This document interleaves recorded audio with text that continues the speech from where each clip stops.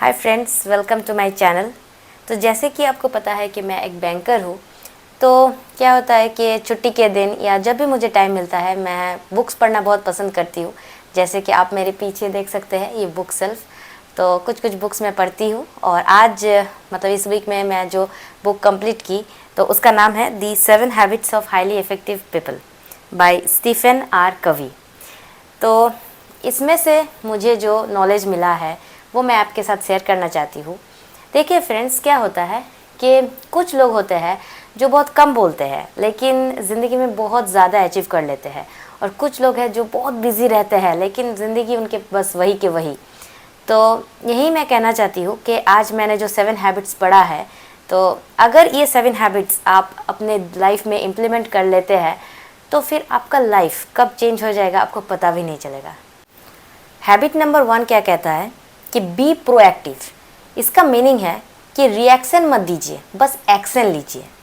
जो इफ़ेक्टिव लोग होते हैं वो कभी वेट नहीं करते हैं, कभी ब्लेम नहीं करते हैं कि सिस्टम ख़राब है, लोग सपोर्ट नहीं कर रहे हैं, टाइम नहीं मिल रहा है। वो सिर्फ ये सोचते हैं कि मैं खुद क्या कंट्रोल कर सकता हूँ। जैसे मैं एक एग्जांपल देती हूँ आपको। सोचिए कि मैंने डिसाइड किया कि कल से मैं जिम ज्वाइन करूँगी और कल बारिश हो जाता है। तो अगर मैं एक इनफेक्टिव पर्सन हूँ तो मैं सोचूंगी कि कोई बात नहीं, कल से नहीं तो परसों से कर लेंगे। लेकिन अगर वहीं पे मैं एक इफेक्टिव पर्सन हूँ तो फिर मैं सोचूंगी कि ठीक है, जिम नहीं जा पाया है तो क्या हुआ, घर पे ही वर्कआउट कर लेते हैं। तो यही है कि आपको विक्टिम माइंडसेट को छोड़ना पड़ेगा और ओनर माइंडसेट को अपनाना पड़ेगा। हैबिट नंबर 2 कहते हैं कि begin with the and in mind. इसका मतलब है क्लियर विजन। देखिए, जो इफेक्टिव लोग होते हैं उनको पहले से ही एक इमेज पता होता है कि 5 साल बाद मैं खुद को कहाँ देखना चाहता हूँ। अगर आपका विजन क्लियर है तो डिस्ट्रैक्शंस ऑटोमेटिकली ख़त्म हो जाते हैं। अगर आपका सपना क्लियर है तो रास्ता अपने आप बनता जाता है। लेकिन अगर आपको डेस्टिनेशन ही नहीं मालूम है तो हर रास्ता आपको गलत ही लगेगा। फ्यूचर का इमेज अगर आपका क्लियर नहीं है तो प्रेजेंट भी आपको ब्लर लगेगा। देखिए, जो सक्सेसफुल लोग होते हैं वो पहले से ही रिजल्ट को सोचते हैं, उसके बाद एफर्ट्स देते हैं। हाईली इफेक्टिव लोगों के दिमाग में एक इमेज होता है कि कल का जो वर्जन होगा वो आज से बहुत बेटर होगा। इसीलिए जब आपका विजन क्लियर होता है तब डिस्ट्रैक्शंस ऑटोमेटिकली आपको छोटे लगने लगते हैं, क्योंकि क्लियर विजन के बिना आपका जो मेहनत है वो अधूरी रह जाती है। इसीलिए दोस्तों, आज ये वीडियो देखने के बाद आप 1 मिनट लीजिए और सोचिए कि 5 साल बाद मैं खुद को कहाँ देखना चाहती हूँ। थर्ड हैबिट कहते हैं put first thing first, discipline over mood. इसका क्या मतलब है कि जो इफेक्टिव लोग होते हैं वो कभी मोटिवेशन पे काम नहीं करते हैं, वो डिसिप्लिन और प्रायोरिटी बेसिस पे काम करते हैं। देखिए, फ़ोन स्क्रॉल करना उन्हें भी बहुत पसंद होगा लेकिन वो पहले काम को प्रायोरिटी देते हैं, उसके बाद कंफर्ट को चूज़ करते हैं। जैसे कि बहुत ही अच्छा लाइन है कि जो काम हम लोगों के लिए इम्पॉर्टेंट होता है वो अर्जेंट नहीं होता है, और जो अर्जेंट होता है वो इम्पॉर्टेंट नहीं होता है। जैसे देखिए, जिस दिन हम लोग ऑफिस रहता है सुबह सुबह हम लोग जल्दी उठते हैं क्योंकि हम लोग को पता है कि ऑफिस टाइम पे पहुंचना है, ये अर्जेंट है। लेकिन जिस दिन छुट्टी होता है उस दिन हम लोग थोड़ा सा डिले करते हैं कि नहीं ठीक है, थोड़ा सा लेट से उठेंगे। लेकिन उस दिन भी हम लोग को मॉर्निंग में उठना चाहिए। क्यों? क्योंकि अगर आप मॉर्निंग में उठेंगे तो मॉर्निंग वॉक करेंगे तो वो आपकी हेल्थ के लिए इम्पॉर्टेंट है।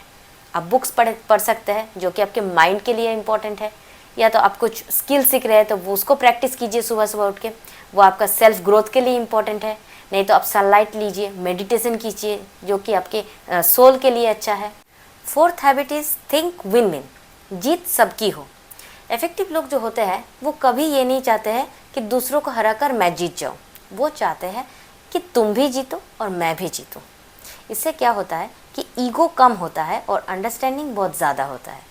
तो आपके लाइफ में भी अगर कोई भी प्रॉब्लम चल रहा हो, चाहे वो रिलेशनशिप में हो, वर्क में हो, फैमिली में हो, तो अगर आप विन विन अप्रोच से वो प्रॉब्लम सॉल्व करते हैं तो क्या होता है कि प्रॉब्लम बहुत कम हो जाती है, क्योंकि दोनों को फ़ायदा है। फिफ्थ हैबिट कहते हैं seek first to understand then to be understood. इसका मतलब है कि देखिए, पहले आप दूसरों का प्रॉब्लम समझिए, उसके बाद ही ये एक्सपेक्ट कीजिए कि दूसरे भी आपका प्रॉब्लम समझेंगे। देखिए, ज़्यादा प्रॉब्लम इसीलिए होता है क्योंकि हम लोग कभी सुनने का कोशिश ही नहीं करते, हम लोग सिर्फ वेट करते हैं कि कब रिप्लाई दे। और जो सक्सेसफुल लोग होते हैं वो पहले पेशेंटली सुनते हैं, समझने की कोशिश करते हैं, उसके बाद रिप्लाई देते हैं। तो एक बहुत ही पावरफुल लाइन है कि जो सुनना सीख लेता है वो जीतना भी सीख लेता है। 6th हैबिट इज़ सिनर्जाइज, अकेले नहीं साथ में। देखिए, इफेक्टिव लोग जो होते हैं वो ईगो को साइड में रखते हैं, क्योंकि उनको पता है कि अकेले मैं स्ट्रॉन्ग हो सकता हूँ, लेकिन साथ में हम अनस्टॉपेबल है। इसका एक मैं एग्जांपल देती हूँ। एक ऑफिस में एक बंदा प्लानिंग में बहुत ही अच्छा है, दूसरा बंदा प्रॉब्लम सॉल्विंग में अच्छा है और तीसरा बंदा प्रेजेंटेशन में अच्छा है। तो अगर सब अपने अपने ईगो में रहेंगे कि मैं ही बेस्ट हूँ, तो काम बिगड़ सकता है। लेकिन अगर सब मिल के एज अ टीम वर्क काम करेंगे तो 1 + 1 + 1 10 बन जाता है। So the last habit, that is the most important habit, that is sharpen the saw.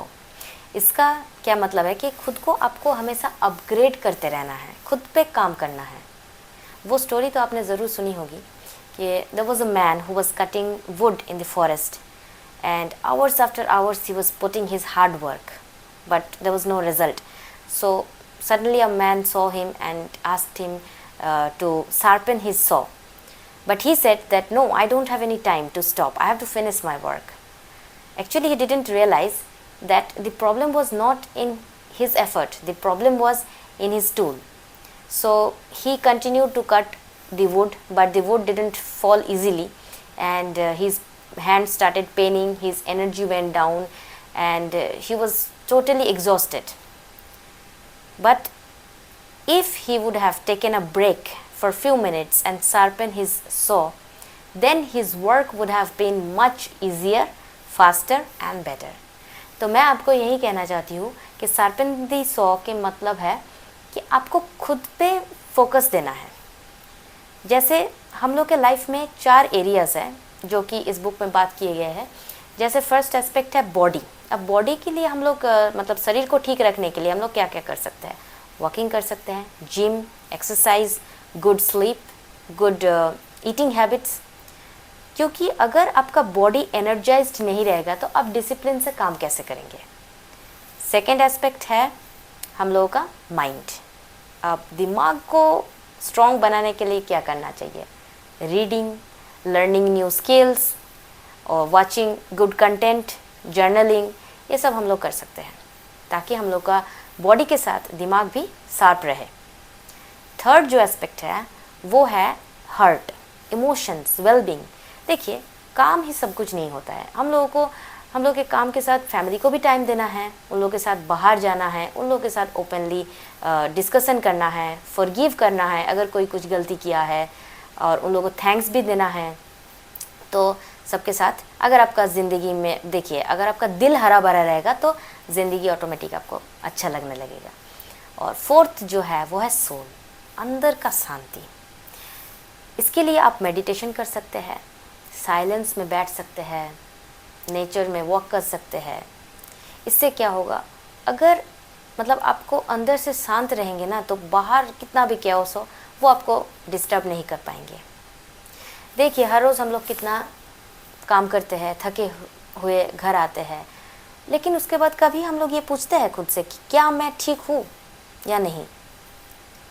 तो यही है कि अगर मैं खुद पे काम नहीं करूँगी तो मैं दूसरों को कैसे खुश रख सकती हूँ? तो शार्पन द सॉ का यही मतलब है कि खुद को रिचार्ज कीजिए, रिन्यू कीजिए, रिफ्रेश कीजिए, तो आपको और भी बेटर परफॉर्मेंस देने का मौका मिलेगा लाइफ में। देखिए, ये 7 जो हैबिट्स हैं वो कोई मैजिक नहीं है, वो ऐसा नहीं है कि मैंने बता दिया आपको और आपने सुन लिया और आपका लाइफ चेंज हो जाएगा, ऐसा नहीं है। आपको वो डेली प्रैक्टिस करना पड़ेगा। और अगर आप सोच रहे कि ठीक है कोई बात नहीं, आज से नहीं कल से करेंगे, कल से नहीं परसों से करेंगे, तो ऐसा मत कीजिए। आज से ही आप कोई भी एक हैबिट स्टार्ट कीजिए और जो हैबिट आप आज से फॉलो करेंगे वो कमेंट्स में लिख के मुझे बताइए। और देखिए, हैबिट्स एक दिन में नहीं बनता है, तो इसके लिए आपको रेगुलर याद दिलाना पड़ेगा। तो इसके लिए है ना मेरा वीडियो, तो इस वीडियो को सेव कर लीजिए और ऐसे ही हम लोग मिलते रहेंगे नेक्स्ट वीडियोज़ में। तब तक के लिए take care and bye bye.